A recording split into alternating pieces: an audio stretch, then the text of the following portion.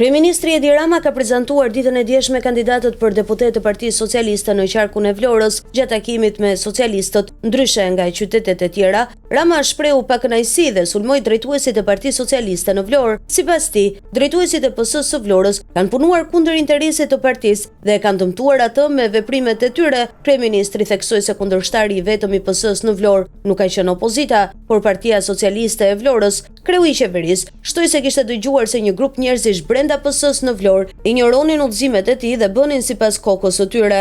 Unë kam shumë rezerva për Partinë Socialiste të Vlorës dhe kjo nuk është sekret. E kam darë këtë gjë vazhdimisht me kë kam mundur këtu.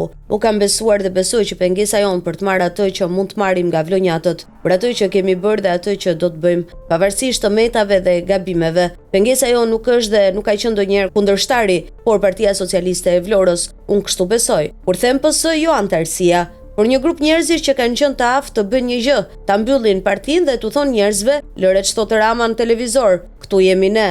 Dhe dje jam ndjerë shumë keq kur kam dëgjuar nga disa nga ata të rinjt se si janë ndjerë në raport me përfaqësuesit tanë këtu.